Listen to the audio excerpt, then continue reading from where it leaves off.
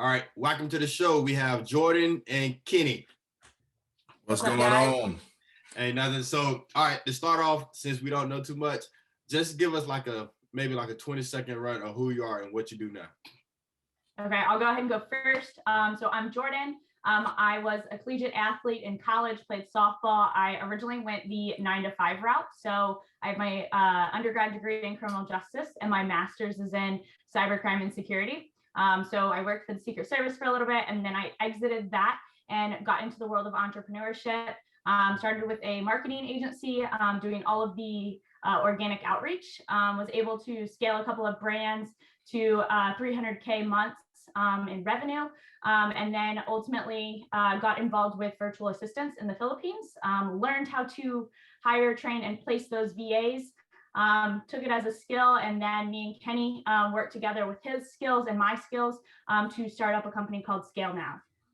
Yeah, for sure. So for me, I grew up through and through, always wanted to be an entrepreneur. Read Rich Dad, Poor Dad at 10 years old, but went to college, played college football, dropped out after my third season just because I knew that, one, I didn't want to play football anymore. And then two, I knew that I wasn't going to be getting a job, that I wasn't going to be going that route. And so from there, got into really the high ticket sales space and really excelled in that arena, and was able to work with a lot of amazing people with a lot of amazing offers, and met Jordan at that agency that she talked about, and then we both kind of came together, like she said, to start ScaleNow, and we've just been running together ever since. All right, so I gotta ask this because both of you say we're athletes. If you had to compare, because I think the best athletes are the best business people. So absolutely, if you had to compare yourself, if you're an athlete, my mojo, I'm gonna just be I was kind of like Kobe. I'm introverted, but I'm passionate about what I do. What was your player, athlete? Ooh, that's a good question. I've never been asked that question. Well, you know who you play. I would say, for me, I would say personally, I'll just say who one of my favorite athlete / entrepreneurs is. And I would say for me is Shaq.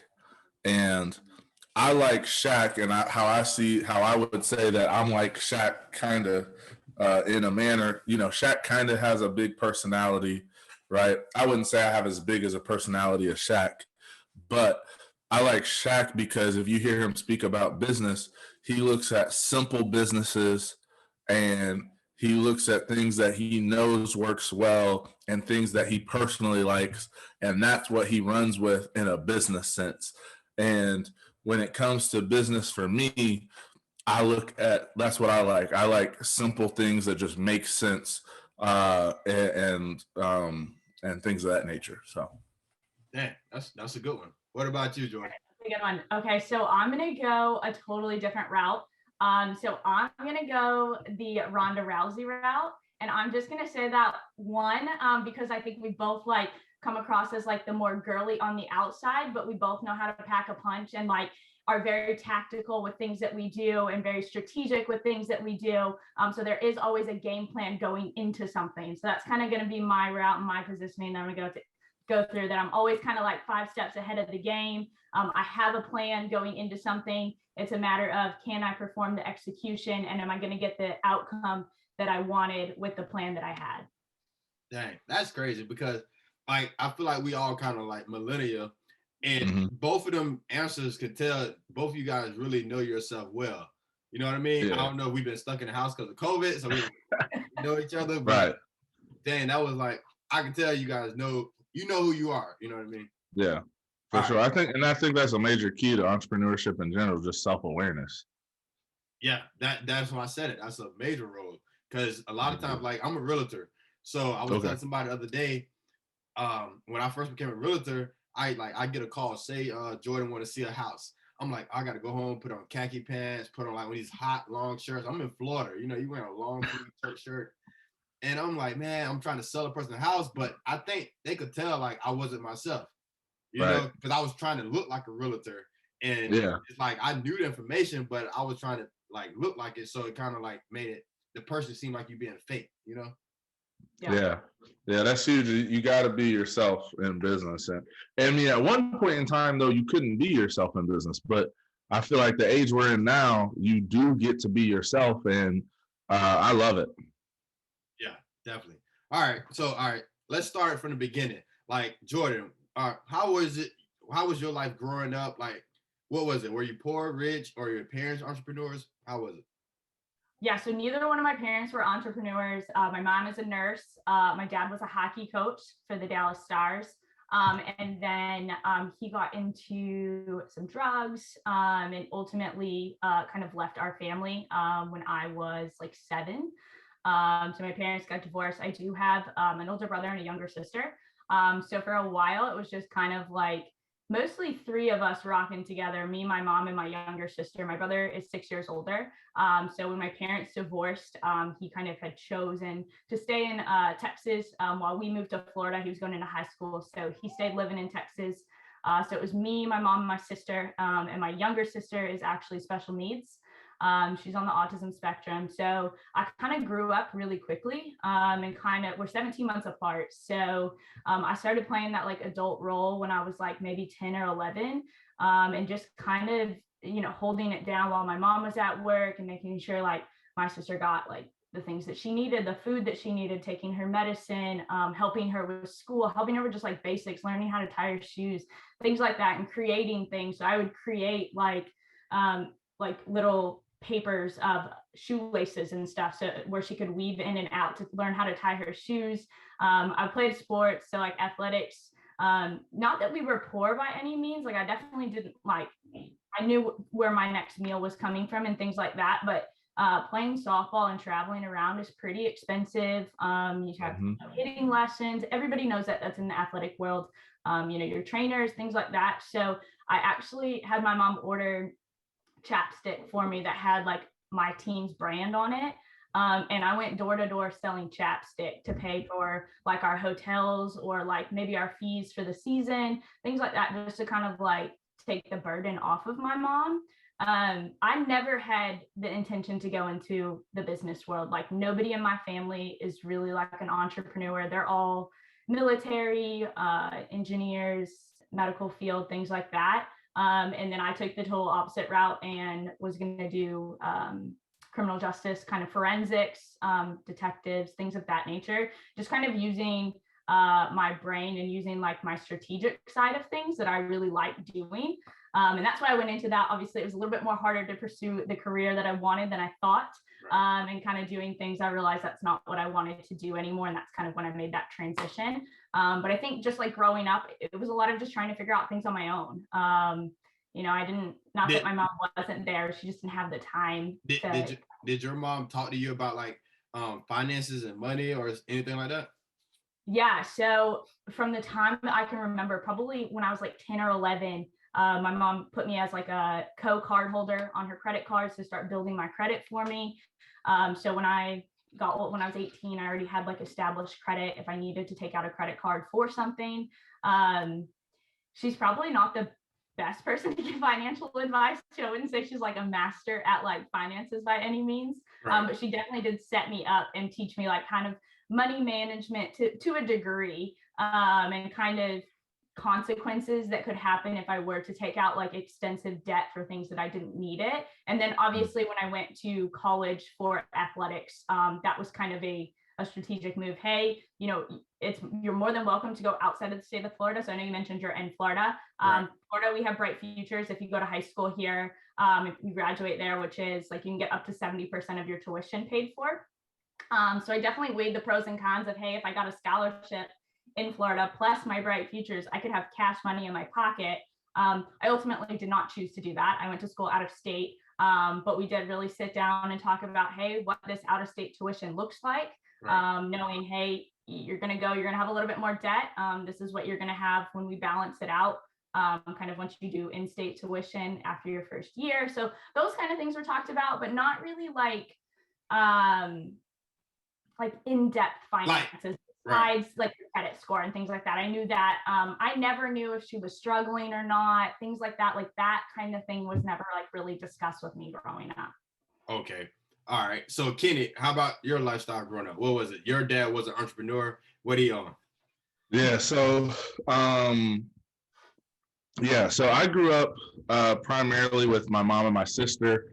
My dad and mom got divorced at a very early age. But I actually, kind of opposite of Jordan, come from a family of entrepreneurs, and a family of just hustlers. And um, so my dad, growing up, owned a recycling company. That where he recycled pallets and ground plastics and stuff like that in that industry. So it's kind of cool looking back that I do not ever remember seeing my dad have a job. He always owned his own company. He always owned his own business.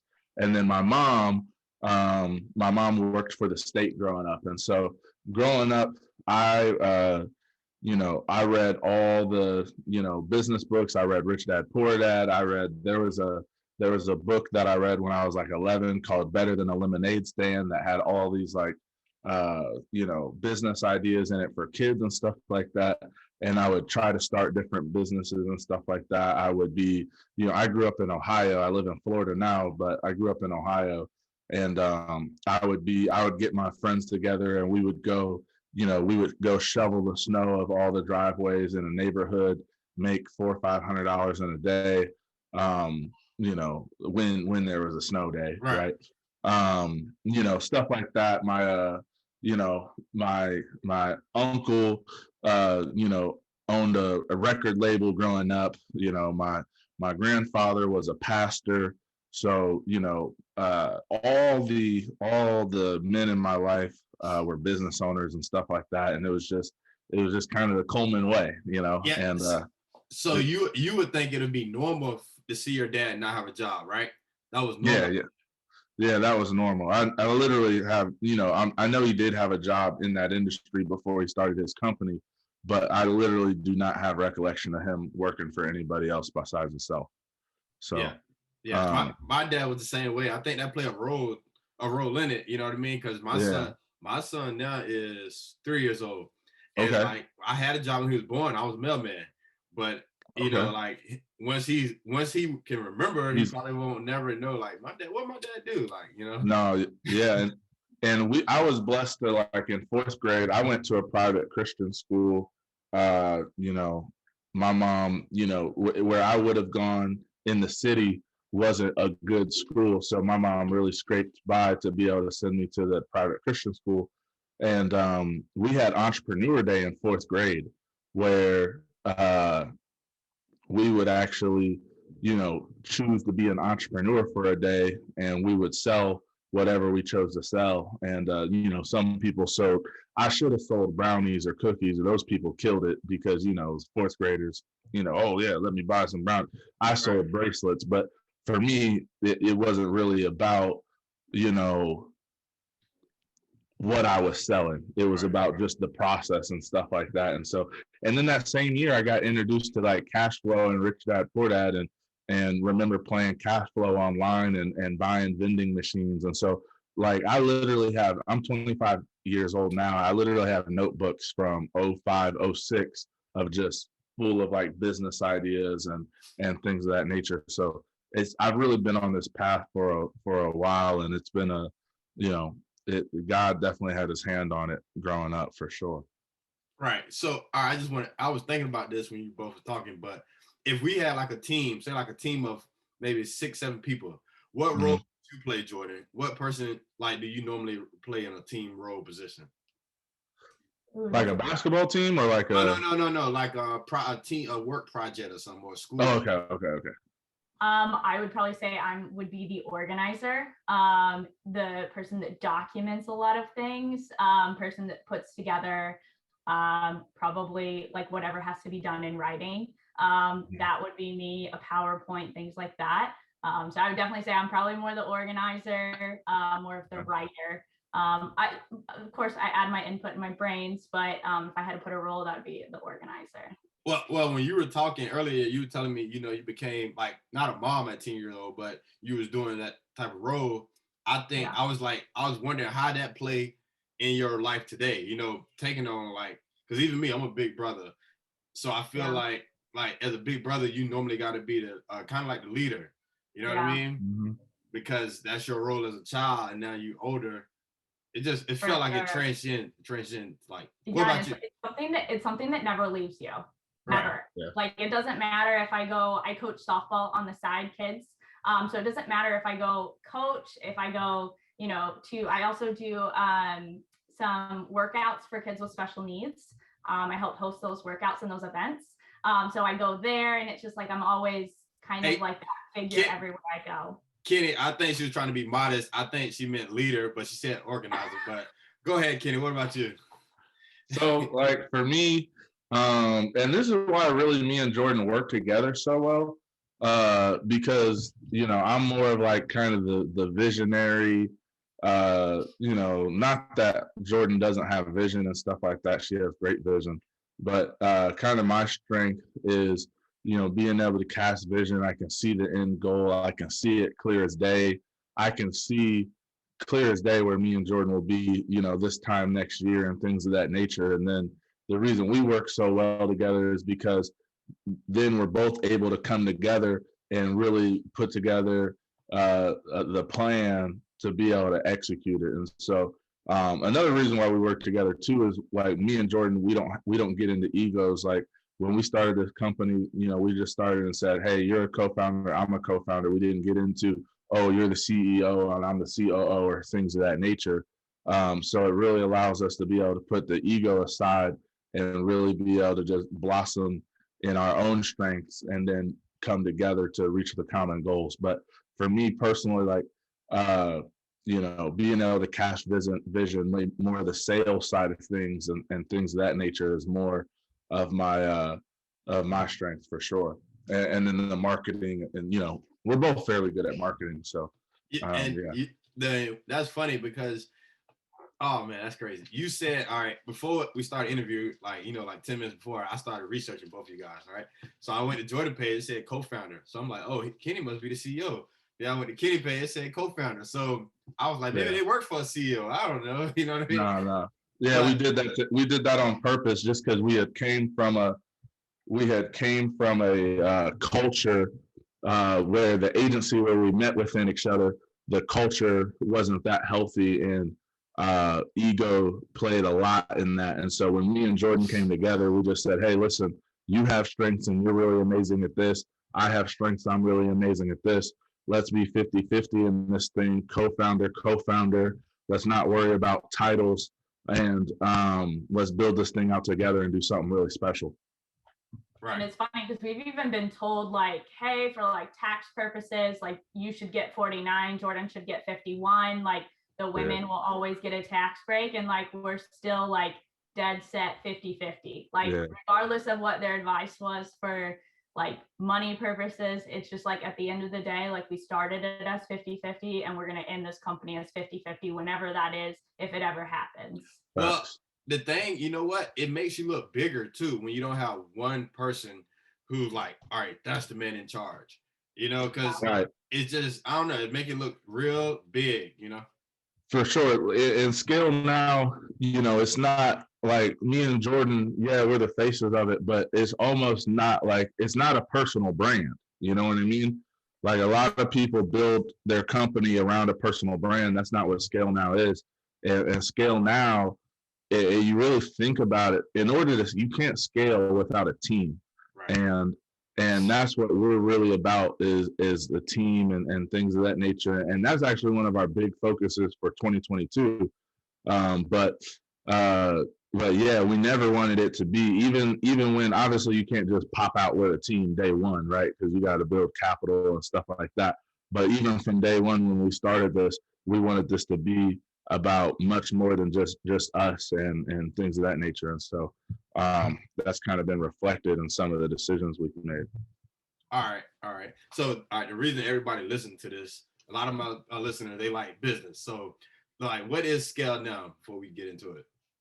Yeah, so ScaleNow, we help high ticket client-based businesses be able to build consistent, systems that will consistently and predictably bring in, high ticket clients and things of that nature. So that's really the heart of what we do. And yeah. Okay. So basically your company, it goes into, say, a roofing company trying to get more business, and you basically teaching them how to scale it?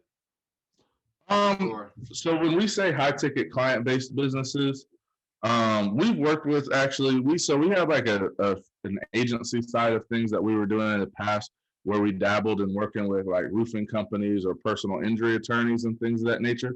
But the core of our business really comes from working with influencers. So like other high ticket coaches. So maybe they're a business coach or a marketing coach or some type of consultant or an agency owner or a life coach or a mindset coach or a success coach or relationship coach, health coach, and things of that nature. So those are the people we really work with. And like a lot of times what we'll do is we'll bring them in, we'll help them be able to formulate formulate a high ticket offer, and then we'll help them build out the client acquisition system so they can bring in those high ticket clients on a consistent basis.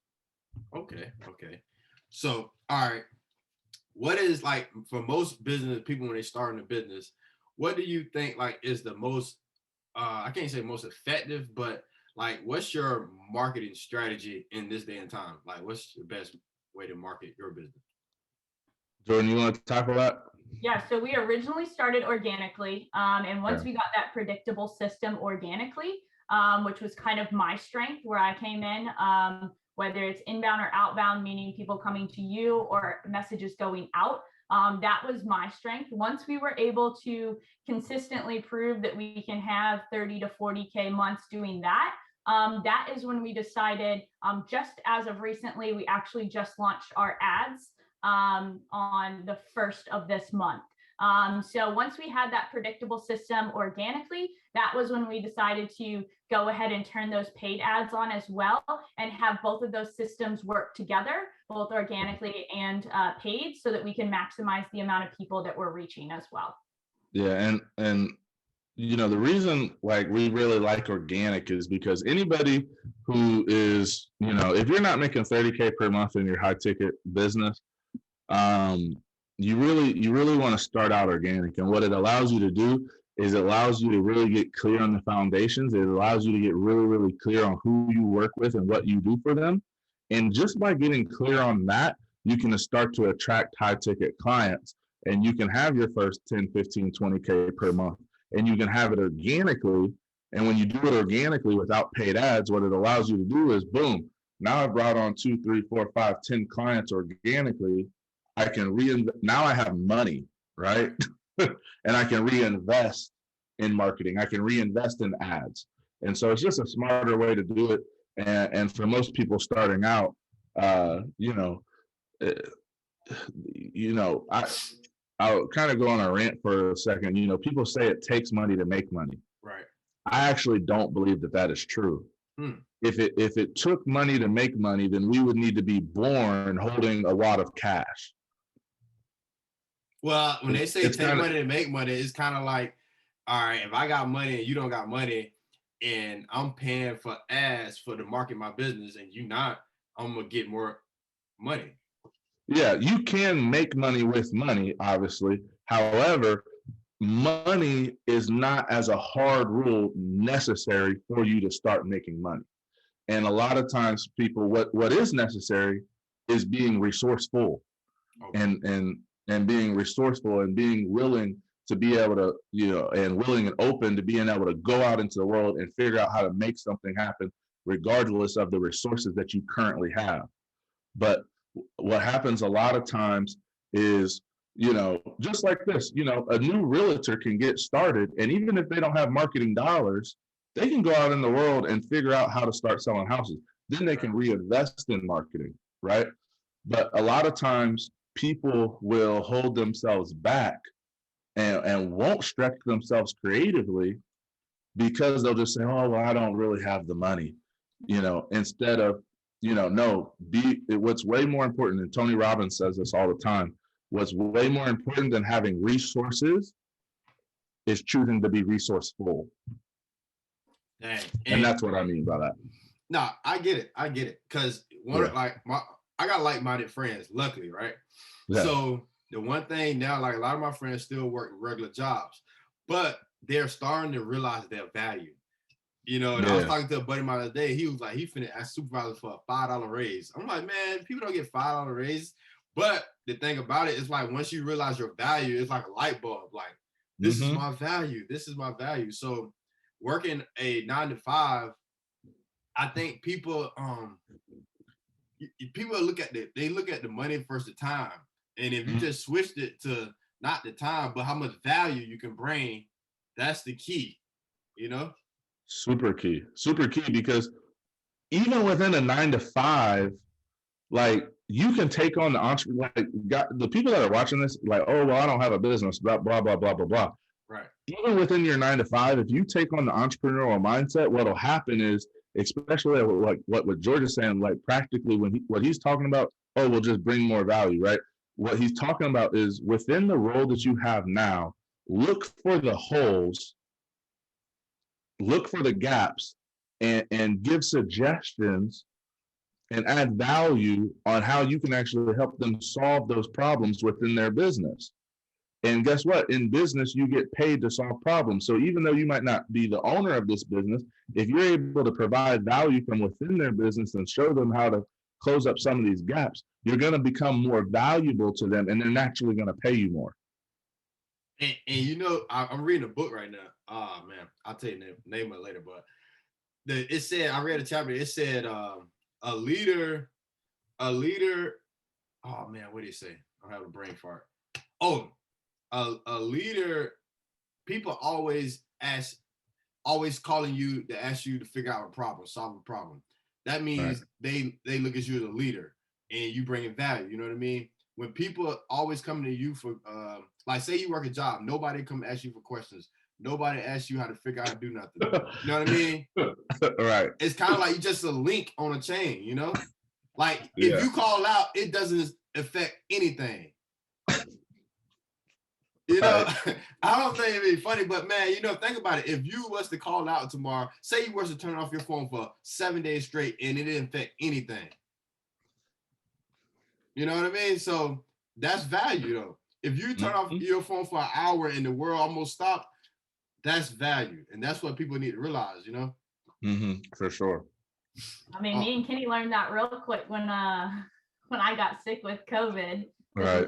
Last year, when I was the only one in our company running outreach. Right.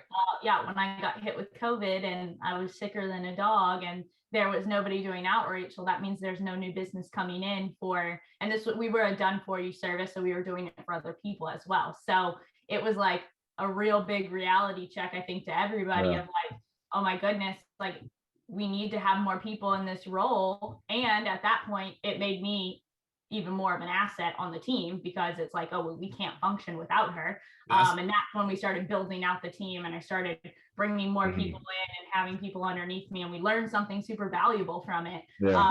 But it's happened to us before. I mean, I just went on a vacation and luckily we have so many systems in place for our company, but I just went on a vacation for 3 weeks. Wow. Luckily our business didn't fall apart. I'm sure Kenny was bored. Not having me to talk to, but I'm just kidding. But other than that, our business didn't fall apart because we put pieces in place and we're, both of us know exactly how to run this business. We've both taken the time to learn each other's role in a way. Like I might not be as great at sales as he is, but if I had to get on a call, I probably could perform and close a couple of people. If he might not be the best at outreach, but he could jump in and have some conversations if he had to. So we've taken the time to learn those roles as well. So that if something does happen, we have people that could fill in those gaps. Right. Oh man, that's crazy. Because this is what I was going to say. Because like people, when you start out a business and you said organic, like I started thinking about it myself. Like, because when I first became a realtor, I used to advertise on Facebook. Nobody on Facebook own houses. I'm sorry to say that, but people on Facebook. I mean, that in my friends, they weren't the people who own the houses. You know what I mean? So So when you grow organic or get customers organic, you know, if say you wait a year before you start doing paid advertisement, now I'm thinking now you know who to advertise to, because I was advertising to the wrong group of people for a long time. Then once I look back, I told my wife, like, you know what? I've been advertising on Facebook for like a year. I didn't sell one house over there. All my houses came from this way. You know?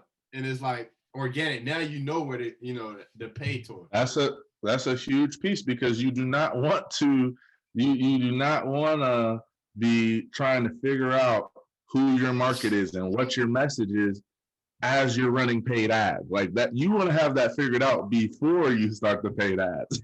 Right. The organic approach just lets you be like such a sniper and just like narrow in on that exact person. And we say this to every single client that we bring on board. The first thing we have them do is tell us exactly who their ideal avatar is, their exact ideal client that they could work with. Like they have to narrow it down so specific, because that's how we're going to be able to help them move into that organic route. And help that sniper approach is we've got to narrow in that ideal avatar first. Until we do that, we can't move on to the next part, because we can't please the masses. We can't target the masses. And in reality, you can have the right message, but if it's in front of the wrong person, nothing's going to happen. Yeah, we call it niche slapping them. I felt like that was waste. That's funny. So, all right. This is kind of like off topic for business, but if like, say God was to whisper in your ear, like, Kenny, this is your purpose. This is what I want you to do. What would like the words in your ear, what would you think he'd say?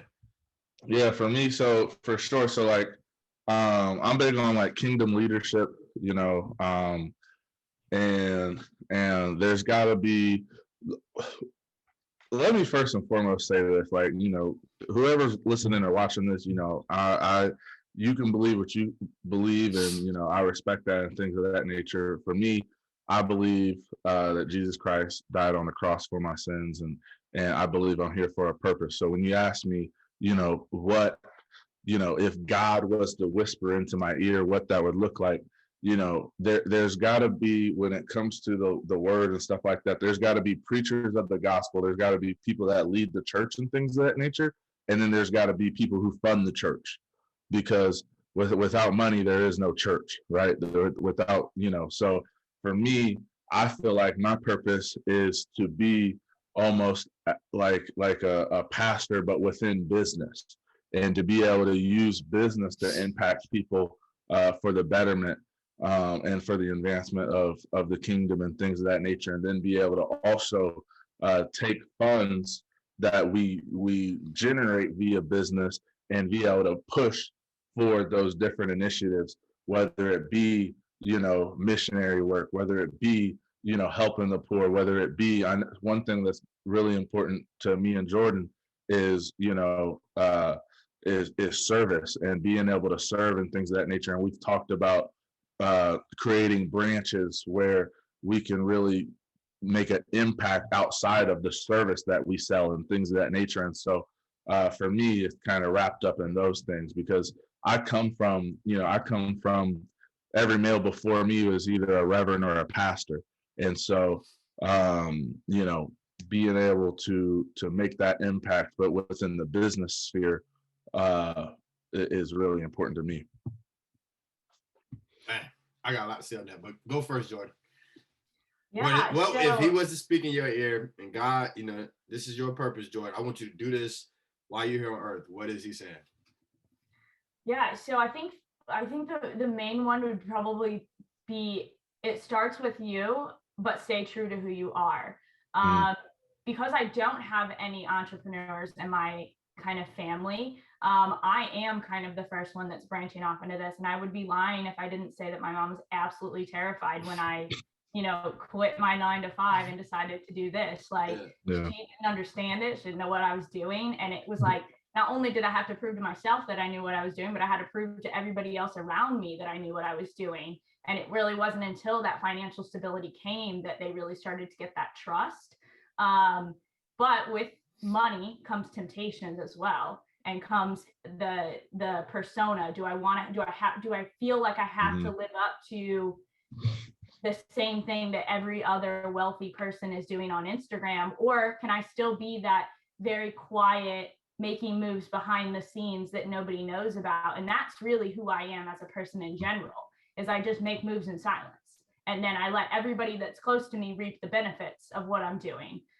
So I think for me, it would be stay true to who you are. Don't fall into what everybody else around you is doing, and continue to build that generational wealth for the people that have supported you and that, you know, have been there for you from day one, and the people that do walk into your life that build that trust and that earn that trust, then you let them into that circle as well. Yeah, I just want people not to miss that part. She said, oh man, what'd you say? You want to do stuff in silence so that people close to you reap the benefits. I feel like you need to say that with a loudspeaker to like the millennials, because that's deep. Because, you know, when you working and doing that, and then your family receive the benefits, not the whole world, because the whole world not with you, but your family is there. That's like hitting a home run, but nobody see it, you know? Major key. Yeah. I mean, you could go back to our goals. We made goals back in March or April. And one of the biggest like end goals for both myself and for Kenny is so that our families reap the benefits of everything that we're doing. Right. You know, like obviously if our families are reaping benefits, we've set ourselves up very nicely. And we both, you know, are trying to put our profits into real estate. I have some real estate property, but that's kind of everything that we're transitioning into after this. So we have this massive vision behind it, and we have so many things planned for when we do hit those big goals, you know, what we're going to do for our families to celebrate. It's not celebrating by ourselves. We want people that have been there with us to celebrate alongside us with those big months that we've had as well. Yeah, that was a major key. Like we didn't just say, oh yeah, we want to make moves in silence and let the people around us reap the benefits. We actually took action and said, okay, cool. This is the target. This is the goal. And here's what goes along with that. We want to treat our family with this. We want to treat our family that. And that's why my mom's birthday is next month, and I'm taking her on an all expenses paid trip to somewhere in the Caribbean. It's probably going to be Jamaica or Aruba, or even probably maybe even the DR. But we didn't just, I feel like a lot of people say, oh, I'm doing this for my family, I'm doing this for my family. And they don't realize that, okay, you're always going to be in the process. So you're not going to finish the process and then do it for your family. Your 100% of your time is always spent in the process. So you need to set up things within the process where you do it for your family, right? And you actually execute on that, so that it doesn't become a thing where you actually ostracize your family because of your pursuits in business. Yeah, it's like when I get this or when I get that. Yeah. You know, just me. Absolutely. Dang, that was a lot. All right. But going back to the church part, because like in the Black community, the churches, like where I'm at, it's a lot of churches. And what part of Florida, by the way? What part of Florida are you in? I'm in Vero Beach. It's probably like bigger. It's like hour from West Palm Beach. North. Okay, yeah, I got you.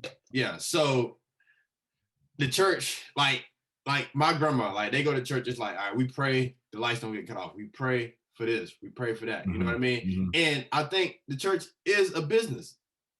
You know what I mean? And that's the role I think I play in the church too. Like because I be seeing like, all right, we suffering with this part, we struggling with this part. I'm like, man, they don't know about business. Like church is still, it go hand in hand, you know what I mean? Because you need funds to operate.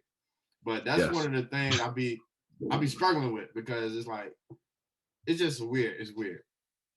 Yeah, no, yeah, I totally agree. You gotta have funds to operate the business, and you gotta have funds to operate the church. And you know, I think one, you know, cool thing that churches can really start doing, you know, there's probably not any pastors watching this, but you know, the more and more churches can figure out how to provide value to their community outside of just speaking from the pulpit, and be able to provide services that supplement the tithe. You know, I think, you know, that way is going to be really cool. I've seen churches start, you know, little coffee shops, you know, within their church, and you can go buy coffee or whatever and stuff like that. You know, there's nothing wrong with selling coffee within the church. you're providing a service, and that can go towards, that might fund your missionaries or what may have you. And the craziest part about, like, even my wife and my friends, they like, man, you should like maybe teach at the church like business or something, like one day during the week, or talk about business. And like inside I'd be like, man, that would be cool. But then the other side, I'm like, man, they gonna think like if I'm talking about business, it's all about money. You know what I mean? Yeah. And it's like, you gotta educate them that listen, money is a byproduct of impact. Money is a byproduct of serving. Business is about serving. Business is about solving problems, which is serving. So money is the byproduct of that. So the primary thing is the serving, and then the byproduct is the money. So I feel like if you lead with that and help them understand that piece first, they'll be able to, digest the rest of what you have to say. But you're right. If it's not done right, they can really, money's evil, and no, you can't. Yeah. But I know we go on about that, but what, all right, I'm gonna ask Jordan this. Like, Jordan, what's something you spend money on you think that makes your life easier? Like, I'm gonna spend money on this because it just helps my life. Okay, so this is gonna sound like just off topic, but meal prepping. So somebody to make my food. Because making food takes time, and not that I probably could make time to do it, but the reality is I don't want to make time to do it. So I'd rather pay somebody to do that so that I didn't have to do it. Not that I don't know how to cook, I can cook, but I don't want to spend, 6 hours on a Sunday making my food. And then the reality is I'm probably not going to really eat it during the week. I'm going to decide I want something else. And then I have to spend a couple hours a day making food when, time is money. Like, I could be making money during that time, or I could be serving our clients that we have. I could be helping them with things outside of, maybe they have an off topic question. And that's something that me and Kenny, we've learned and figured out that, like, hey, in the beginning, we might not know exactly what we want to do, like the exact offer we had. But if we make this absolute agreement to every client we have that is, no matter what, we're going to find a solution for you and we're going to make it happen. Yeah. And they're going to get the value and they're going to get their money's worth. Exactly. So, that's just something we've worked all hours of the night. We've had clients all over. We have a client in the UK right now, so that's a 6-hour time difference. So, that you're working with people all over. Times are different. Sometimes it's just like money. If I can pay for somebody to make my food, that's what I'm going to do. And I think it goes a long way, because then I know Kenny does it too. So he can't even lie. He can't get somebody to cook his food too. Oh man. So wait, is a chef? What, they delivering the food? No, I haven't made it to that status yet. Oh. But it's just like a meal prep company, like a local meal prep company, like Fit Life Foods or Clean Eats. Those are like the two common ones. But you just go and, they have all different portions and flavors and types of food that you want. And you can just buy however many meals you want and bring them back. And then there's your food for the week. So, right. I mean, for me, that's kind of where I don't have to cook, and that's what I'm going to take. Got it. What about you, Ken? What you spend money on? You like? Jordan's also not the best cook. I'm just throwing that out there. So I feel like that's part of. I'm just a picky eater, so he thinks my food is not good, but I just don't like spicy or anything like that. So. The first time I met Jordan, we were having like a team little cookout, and we were cooking these steaks, and she was like, "Do you have any ketchup for the steaks?" Oh man, no, you can't say that, kid. In front of this entire group, guys, so everybody watching, I no longer eat ketchup on my steak, and I have now gotten to the point that I order medium. So I'm not to the rare part, but it's just medium, and I don't use ketchup or A1 sauce or anything like that. So everybody watching, I'm making progress. A lot of growth over the last year in and outside of business. No, but all right, me, probably the biggest thing, convenience-wise, I pay somebody to clean my house. Wow. Okay. I didn't expect that. Yeah. So I don't wash dishes. I don't. Wash they dishes. Do all that. Yeah, they do all that. But how often? Like once a week? Washing dishes? They come a couple times a week. Oh man, the good life over here. All right. Kenny also does not go to the barber shop. Kenny has his barber come to his house. That. So, okay. Yes. I thought that's what he was gonna go with. Is that he doesn't actually go to the barber. His barber comes to him. Right now, the barber that I have had for the last 6 months, I actually go to the barber shop now. But yes, traditionally over the last couple of years, I've traditionally had the barber come out to the house and cut me in the house. But the new barber I have doesn't do that for some reason. Hey, look, you saving time. I know you don't want to wait in line 10 people. Right, but also the new barber I have is just one person in the shop. It's just him, and he almost has like a studio shop. So actually, when I go up there, I know I don't have to wait at all. So it's almost it's almost the same. Okay. All right, I ain't gonna bust your bubble because of that. All right. So this is like fast questions. First thing come to your mind. I'm trying to make sure I ain't missing that. Oh, I did have one more question. For somebody, like say they thinking about starting a business or thinking about quitting their job, like not quitting their job, but just thinking about starting a business. Like, cause my thing is, since I started my own business, I feel like it's a lot easier than what people expect. You know what I mean? I thought people who own businesses are like straight A+ student. I was a C student, CB student, but it's like, it's not that difficult. You know, people got these big companies and it's not as hard as it look. So what would you advice you give somebody who's thinking about starting a business, but they're scared if they might fail?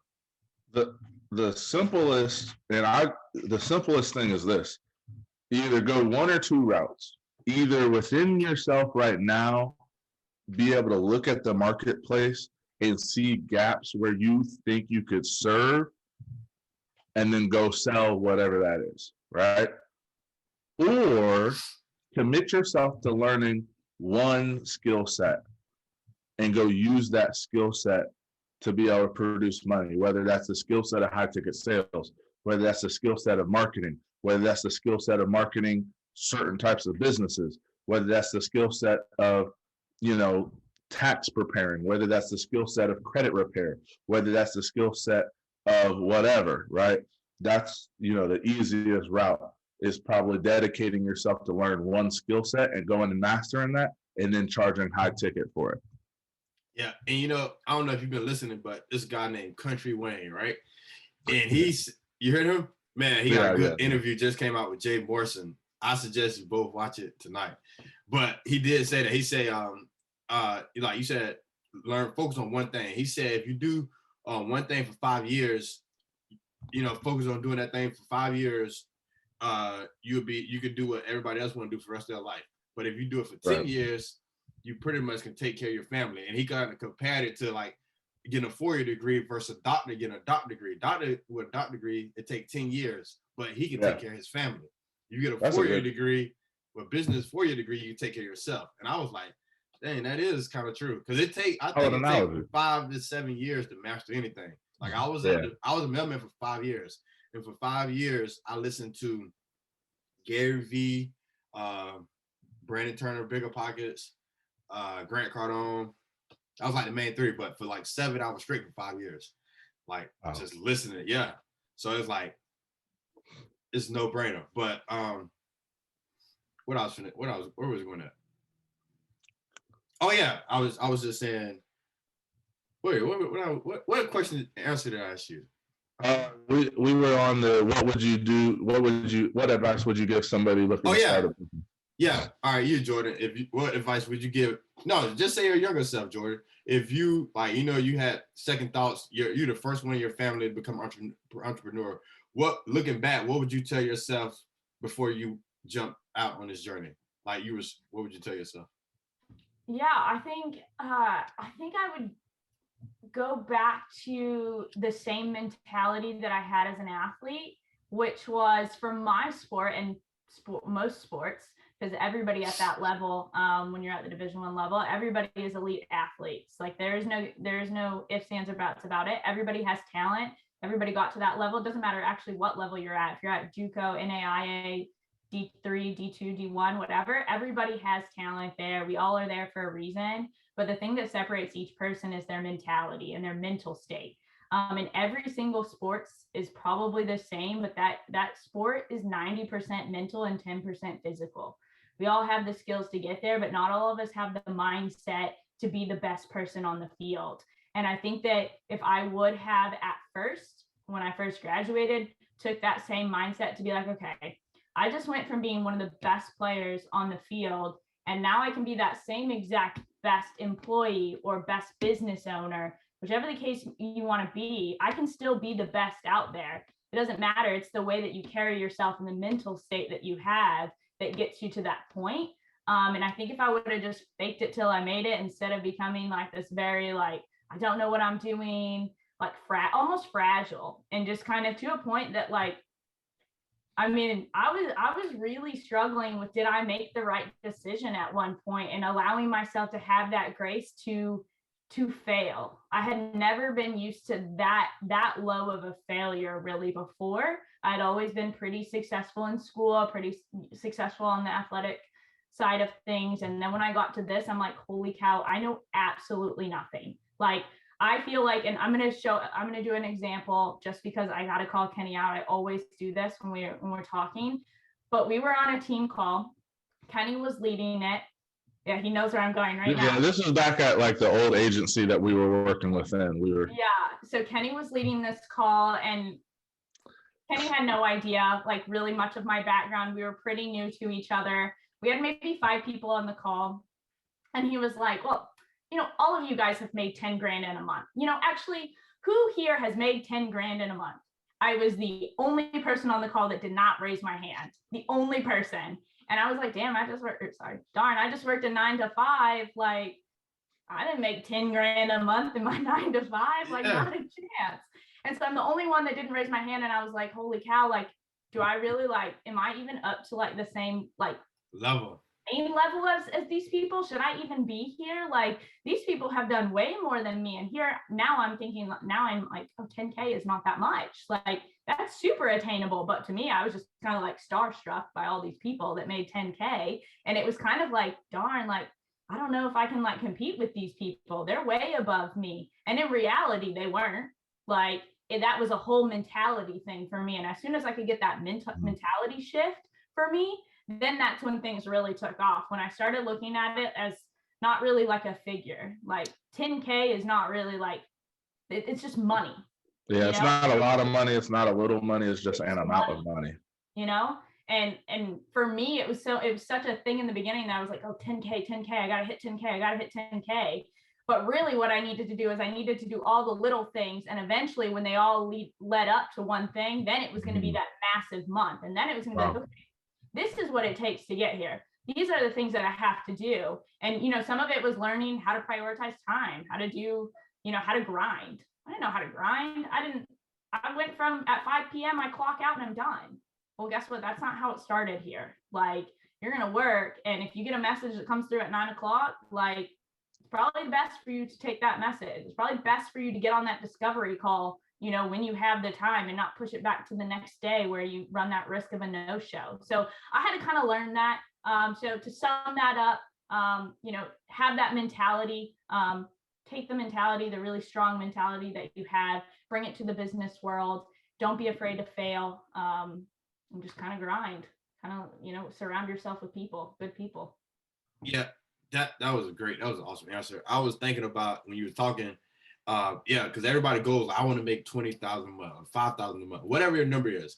But that's not, I just even realized after listening to you talk, that's not the goal. The goal is to reach out to 100 customers a day or a week, because that's the things that's going to lead, you know what I mean? But we focus on the end.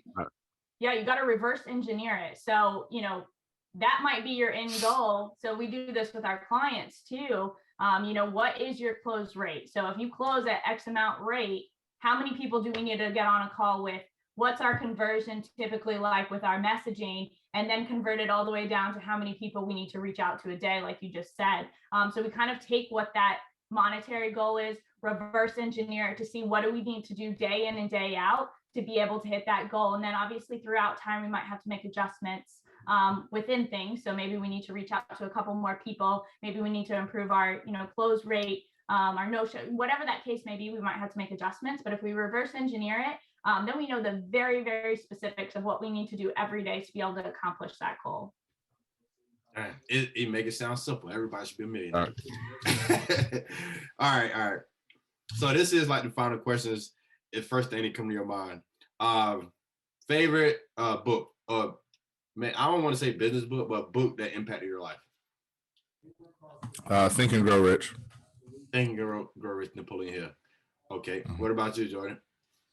Okay, so this is going to be it doesn't have to be business, but I read a JC Dugard documentary book. So if you don't know much about her, she was taken from her parents' house, held captive in a tent for like 13 or 14 years, ended up pregnant with 2 kids from her abductor. Both the husband and the wife got Wait, what's her name? JC Dugard. Oh, I thought it was that Emily girl. Emily is smart or something. Oh, no. So very similar story. Similar story. But she was kind of what originally made me go into the criminal justice world, into investigations. So that's kind of how I got my start in everything with the criminal justice world and what kind of made me fascinated by it. So that's, I mean, if I wouldn't have went for criminal justice, who knows if I would have been where I'm at now. So I would have to say that's kind of probably the book that made the biggest impact on me. You know the funny part about it, because you said you were scared to quit your job. You was kind of nervous. Your mom was doubting you.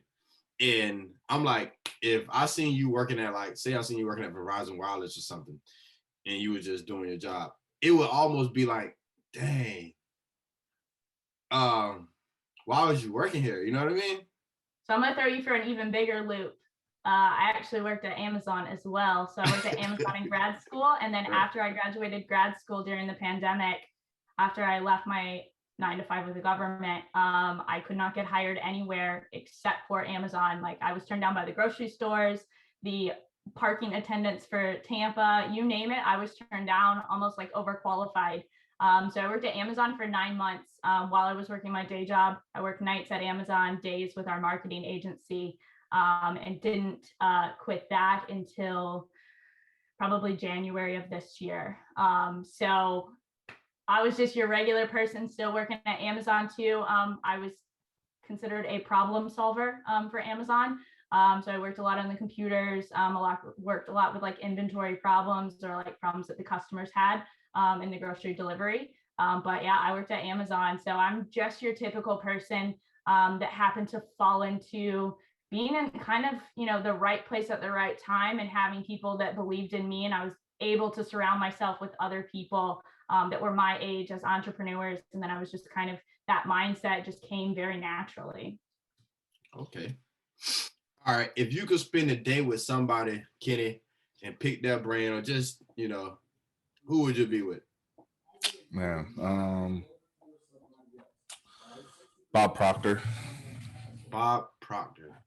The best salesman in the world? No, Bob Proctor. He was a star in the movie The Secret, and he's like up there with Tony Robbins. Bob Proctor. Okay. I'd heard of him, but I was like, all right, so what is Bob Proctor known for? Really just like mindset stuff, you know, and being able to help you shift your paradigm and things of that nature. He coached Ellen DeGeneres. If you just Google him, you probably recognize him. No, I'm pretty sure too. Okay. Yeah. What about you, Jordan? You just said my person, but I would totally 100% either do Ellen DeGeneres or, I mean, call me crazy, but Khloe Kardashian, because those people know how to freaking start a business. Like, you can't tell me that they don't know what they're doing when it comes to business. Like, they've built brands, they've built, you name it. Like, and it's not like, I don't want to be like, hang out with them for just like Instagram reasons. Yeah. They legitimately know what they're doing. Build a business. And yes, they've had resources that have made things easier. Don't get me wrong. But like, it would either be Khloe Kardashian or Ellen DeGeneres. Those would be the two people. And Ellen, I just think she's freaking hilarious. So, I mean, okay. I think anybody would love hanging out with Ellen. So, if you could live anywhere you want for the rest of your life, where would it be?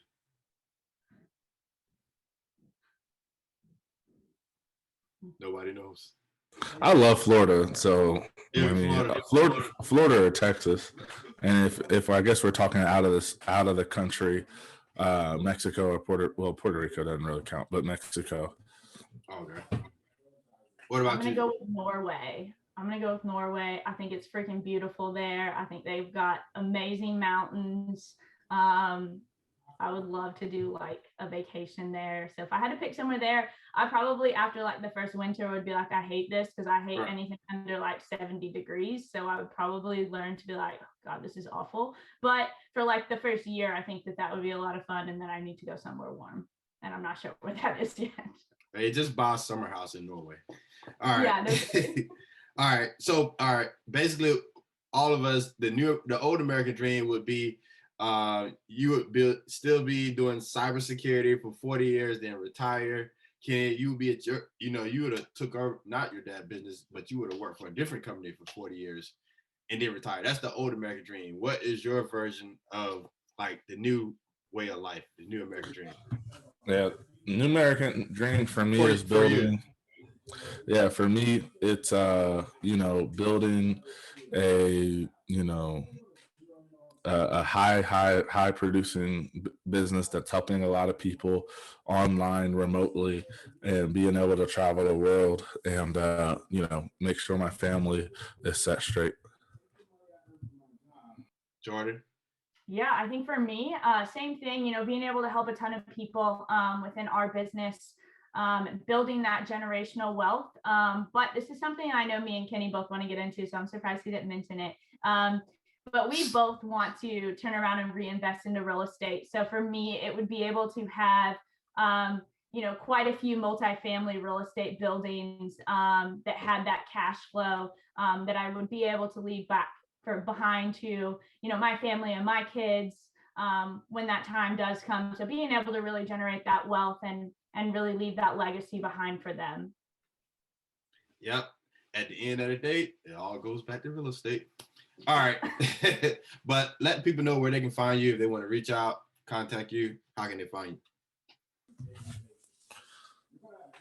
Yeah, so you guys can find us.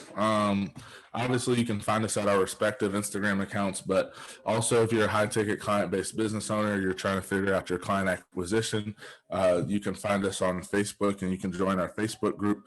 We put a ton of value in there, and the name of the group is ScaleNow, helping coaches and consultants build profitable Facebook groups. So you can find us on there, or just connect with us on Instagram. We're regular people. Reach out. We'll help in any way we can.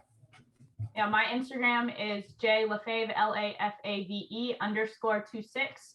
So you can find me there. It's a public account. Feel free to shoot me a message if you have any questions, either about myself or about our company and ScaleNow. And I respond to pretty much everybody that shoots me a message. Thank you for coming on the show. Jordan she didn't want to do it at first, Kenny. I had to beg her.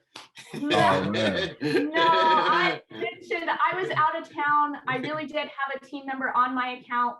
So when I got back, I actually saw it. It's so funny. If I were to go back in my phone, I actually screenshotted your message because I was able to still get notifications out at sea.